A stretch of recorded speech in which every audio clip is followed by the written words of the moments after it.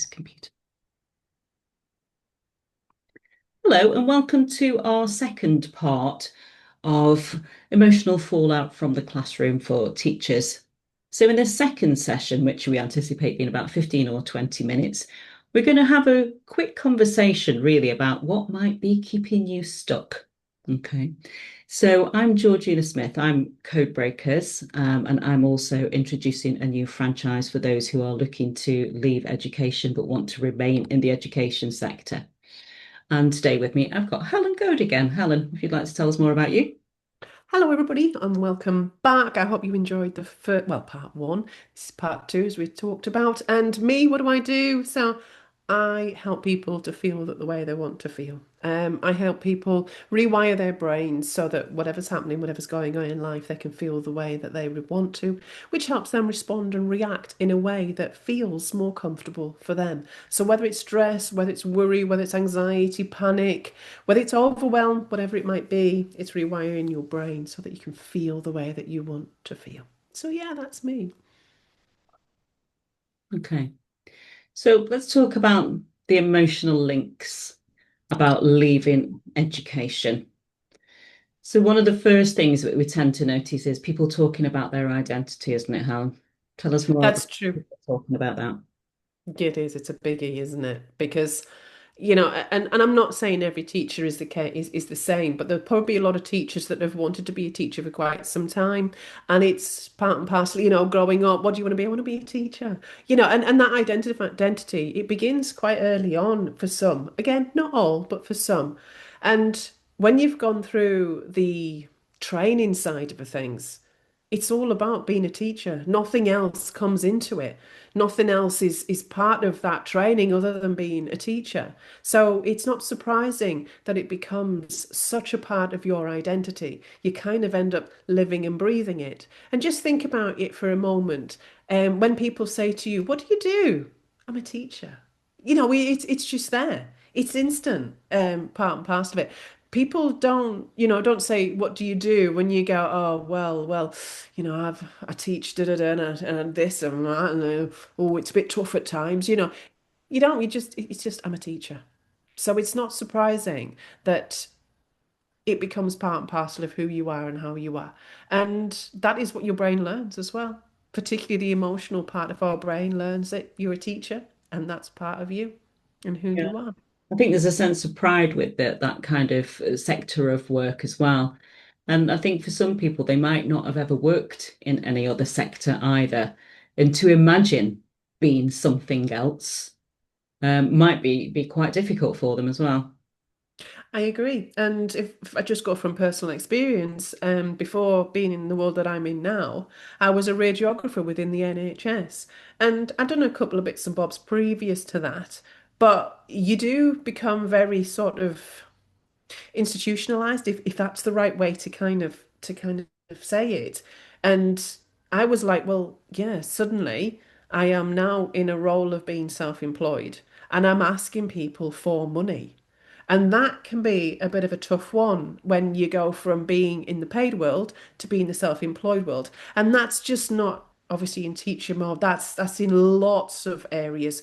I know a lot of therapists, and even on some of the training courses that I've done, that they too find it struggling to go from paid work to now actually asking people for money. So yeah, it becomes such a big part of it all. Yeah, I think people understanding and valuing their services that they're offering and recognizing that it's something that deserves remuneration, Absolutely. it is a hard one for a lot of people.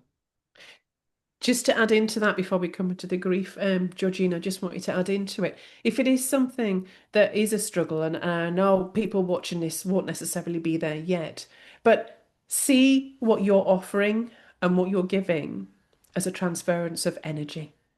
You are an amazing teacher, you are helping students, and that energy is being transferred.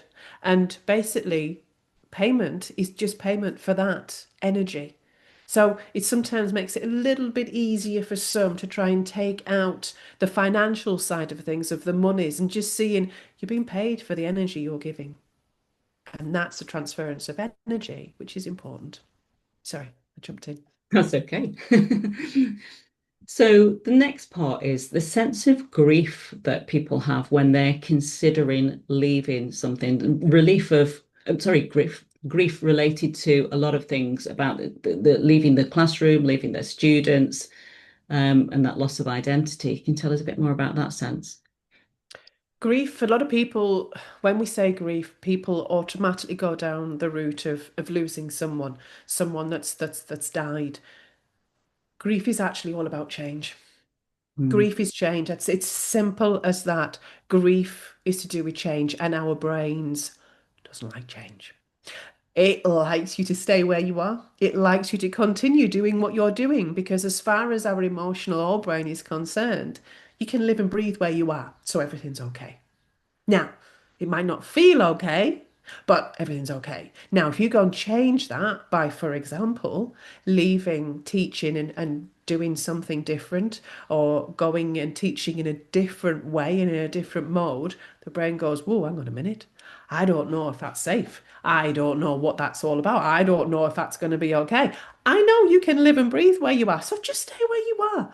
So we could argue in amongst all of this, you're battling a part of your brain that wants to keep you safe. And that part of your brain that wants to keep you safe is all about survival and it's coming from a very, very strong part of your brain. But yes, the grief is often 9 times out of 10 about change and the brain going, I don't like change. And our brain also really enjoys going down the easiest route. Now, the easiest route isn't always the best route, and hence it sort of creating those uncomfortable feelings going, no, no, no, no, no, don't leave. Stay where you are because you can live and breathe where you are. And as I said, even if where you are isn't particularly comfortable. Yeah, I know a lot of teachers may be feeling their environment is toxic right now. And even with that level of toxicity, sometimes it feels safer than the thought of jumping out of the frying pan into the fire, to use that old phrase. The amount of skills and things that they think they might require, but actually don't realize that they've in fact got to be able to do Yes. something else. Um, and I'm probably not going to get this quite right now, but someone told me a really good sentence the other day that part of success is failure. They come together, and you have to have some failures to make things be a success. Have I got that the right way around? But if you think about, what you've just said there is exactly what teachers are doing in the teaching environment. They are doing their best to help children to succeed, but they will have seen failure time and time and time and time again. Let's just look at the simplicity level of spelling tests. For example, failure happens. But we don't kind of knock them and go, "Mm." We might give them a bit of a, oh, you need to do a little bit more practice thing. But we don't kind of go, you failed and da da da da. Because that's not about growth. But it is very much supporting them when they do fail. And this is the thing with jumping, as you said, from the fire into the frying pan. There is ways to do that that are so much more supportive. And Georgina obviously offers that ability to have support there. So there is that ability to be supported throughout this at times. It doesn't have to be done alone. And I think that's something to be really aware of that, yes, it may well feel like you're completely alone, but there's a lot of ways that this can be done that you can have that support throughout. Yeah, yeah. I mean, it's something that I'm passionate about with the franchise model that I want to offer. Very much about that emotional support with people exiting from the education and the fears that they may have within that. That's an area that where we want you to support people in that, but also creating that community and a supportive community and talking from strengths and moving together forward as a team together, really. So guilt. This is another emotion that a lot of people are going to be feeling at the thought. And I suppose some of it's tied in with that grief as well, isn't it? A little bit. Yeah. Yeah, you're right. Because grief and guilt can sometimes, in a sense, go a little bit hand in hand with these things. And I often say to people, as harsh as this might sound, but guilt can be a bit of a git because it's guilt that can keep you stuck where you are. Mm, And that is exactly not where you necessarily want to be. I mean, you might be listening to this and going, no, I've decided that I am going to stay in teaching. Hey, that's fine. And that's okay. But don't let guilt be that thing that stops you from living the life that you want to live. Because if you think about the guilt that you might have of leaving kids, colleagues, all that sort of a thing behind, as harsh as this might sound, in a year's time, will you be remembered? And in some situations, you might go, yes, but will you be remembered in a way that you should have stayed where you are? Because it might be that actually, whatever you decide to do, whether it's follow Georgina's franchise and do something with her, or whether it's go down a different route, you'll be helping other people in other ways, or other students in other ways. And imagine for a moment the joy, the laughter, and all that fun stuff that you get, or you will get in a year's time, doing what you want to do. mm. Or imagine the opposite side to that coin of still being where you are in a year's time. Well, I was just going to say, actually, I think there's many reasons why people want to think about leaving the classroom, not necessarily just because of the toxicity that might be there for them, but it's other things, isn't it? Like they've got their own young children and they would like more time for their own families, or they might have parents who are older, and they want to be able to support them, or generally, it's just they want a different lifestyle balance. And you're probably living with guilt every day anyway because of those things, if you're, you know, dare I say, a middle-aged person or someone who's in their 50s or 40s, and you've got older parents that you'd like to probably spend more time with and look after, or you've got grandchildren, there's a bit of guilt going on with you there anyway, because you're living with those every day. It's true. And I don't know if you've come across it, and some of you guys out there might have done. They call it the sandwich generation, when you've got sort of parents on one side that are now starting to ail a bit. You've got kids on the other side, and you're sort of stuck in the middle somewhere. And the kids on the other side, they might be a bit more independent and a bit older, so not so much of a stress. But this sandwich generation, they've got to the point where, in theory, their kids are looking after themselves, so they can go and enjoy life for a wee bit. And then suddenly parents become a bit more elderly, a bit more frail, or whatever it sort of might be. So it's actually navigating life your way. And I often say to people, and I know this might sound a little bit harsh, imagine getting to your deathbed, sorry, and kind of looking back on life. Are you going to look back on life and go, remember that thing with Georgina? And we were chatting to Helen and this, that, and the other. Yeah, I wish I'd have just jumped and I'd have given it a go. Because even if whatever you do, even if you do decide to leave, whether you get support, as I said, from Georgina or do something else, doesn't mean to say you can't go back. You Mm, might not want to go back to that school that you kind of left, but your teaching is always there. yeah. So, none of it's failing. This is it, isn't it? It's you're never burning your bridges, No. There will always be teaching jobs, I think. You can always Yeah. go back to it. But if you've never explored in the first place, then how do you know whether it'd work? And I think this is another thing here about, isn't it, imposter syndrome. I think we covered this a little bit last time as well. Um, but people don't think they've got a skill set for new careers, or they may be worried when they enter new careers that their skills aren't there. But it's amazing, actually. And this is something that we're going to do in another episode, actually, with a lady from the Career Garage. We're going to be talking about what skill sets you do actually have as a teacher, which are transferable, whether it be a different career or whether it's setting up your own business in a franchise like I want to offer people. People don't recognize, especially if you've always been in education, if you've gone from being a student yourself, gone to uni, then gone back straight into education, that experience of those other sectors, you don't realize what skill sets you actually have. I was talking to a gentleman on Friday. at a networking event that I was at, and he's a chap that has got to, do they call it headship? Sorry, you know better the wording. And he'd done all of his head stuff, and he'd become head of a school, and decided actually that that really wasn't what he wanted. And Mm, he's walked away from school and offering tutoring outside of school. And I think we're in a world now where once upon a time that was seen as not the done thing, but there mm, is so many people taking their kids out of school this day and age, whether it's anxiety, whether it's they won't attend, whether it's the fact that the family want to go traveling mm. and want to take them out and do something like that. There is lots of reasons these days why people may be taking their children out of school and need tutors. Yeah, yeah. There's a bigger demand than ever before right now. I won't Yeah. go into all the differences about SEN and what's happening there, but yeah, there are lots of things changing politically. Yes, indeed.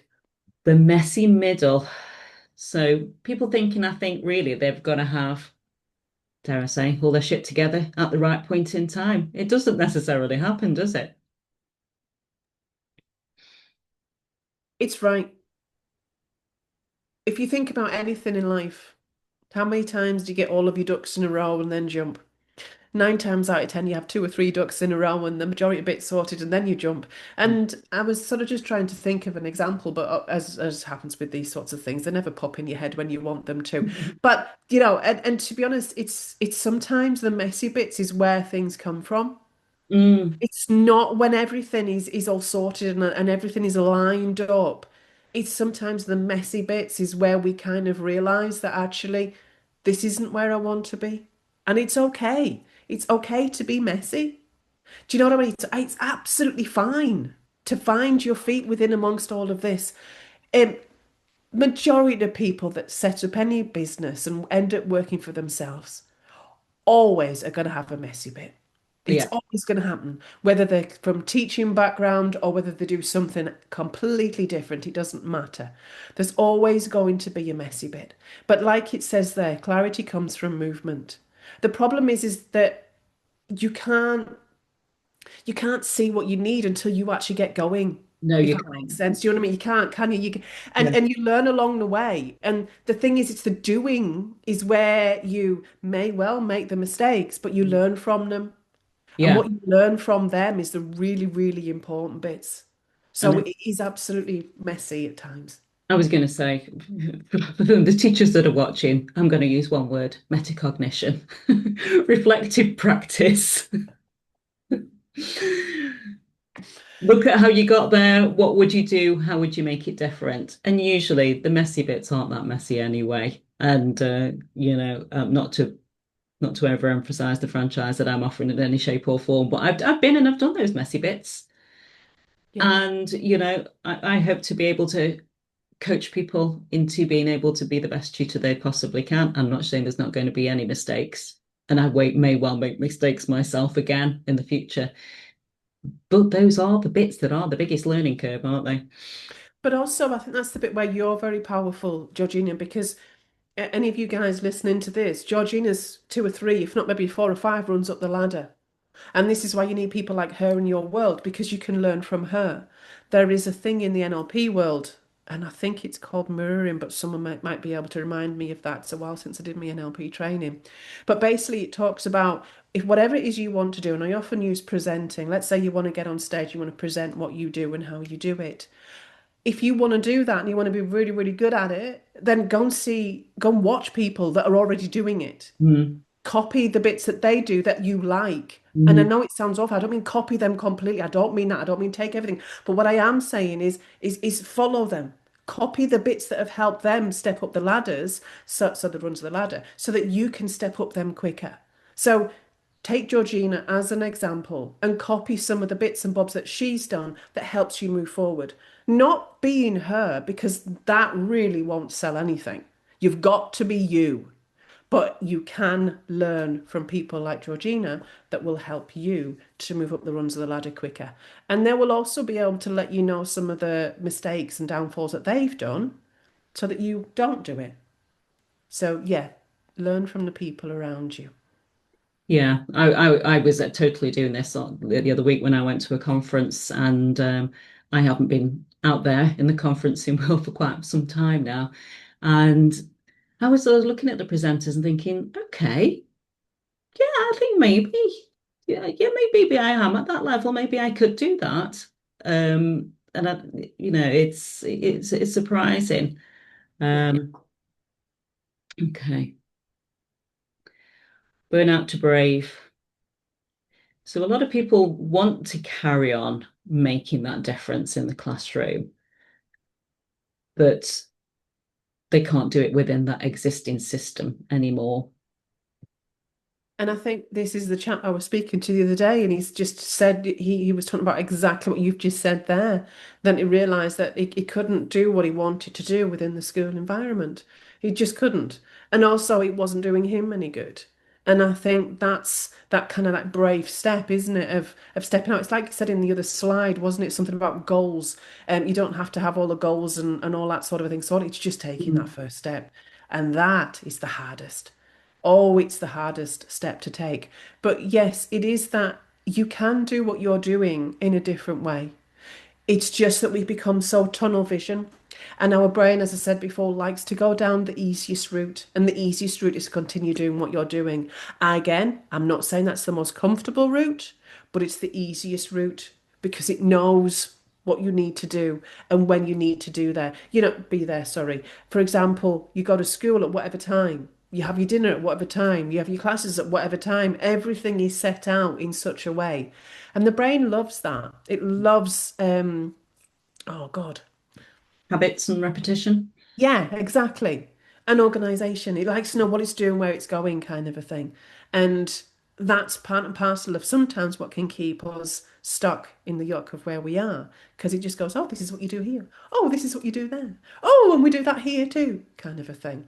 Mm. And like it says there, you don't need to invent yourself. Reuse your strengths differently. That's powerful. And I think the thing is as well, and I think again, I think Georgina, I think you're the person that can help people to look laterally. You're so tunnel visioned that nobody can see the bits out here. And I think that's part of it as well, is to be able to open up the view. Yeah, I think with that tunnel vision, it's also part of not knowing what you need to be looking for as well. Again, saying the same thing that if you've always been within an education system, you're not really going to know where your strengths actually do lie. You don't know what things that are going to be coming up ahead. And when those things come ahead, are you going to be dealing with them? I'm having a similar challenge myself in another project that I'm doing, thinking about, well, what are those challenges going to be? And am I going to be able to navigate them when they arrive? Like we've had discussions before, well, nobody necessarily knows exactly all of those things that are going to come along. We can give people lots of coaching and guidance, and I'm hoping in my franchise model, I've got everything covered there for people. Um, and I can certainly talk about experience and things like that, but we can also coach one another. And that's a community that I want to create in a franchise model that people are supporting one another. And just going back to that previous slide as well, about modeling other people. I think the important things as well is that you recognize that your very different skills are as well. And although you can take all the good bits from somebody else, ultimately you can put your layer of expertise on top of that as well. And I think people get to a point of this burnout where a negativity for themselves that they don't recognize what they've got anymore and those strengths that they've got anymore, maybe. And they're overlooking things or taking themselves for granted. For instance, you don't realize what skills you've got actually until you're probably trying to teach it to someone else. So then you go, oh yeah, I didn't realize I could do that. I think you've got a big point there as well, because what you see as just being, oh, well, that's just something I do, Yeah. other people can see as an absolute superpower Mm. because it's just something you do. If you think about, if you think about learning to drive, you get into the car the very, very first time and you're like, oh, I don't know how this works. I don't know how this. But within lessons and within time and no time at all, you're driving around and everything's kind of going great. And you don't see it's a skill anymore because you just do it every time you get in your car. You just drive. Don't even think about it, you just crack on and drive. Now, you might have a son or a daughter at some point somewhere that now are learning to drive, and you're going, oh, but I just do it.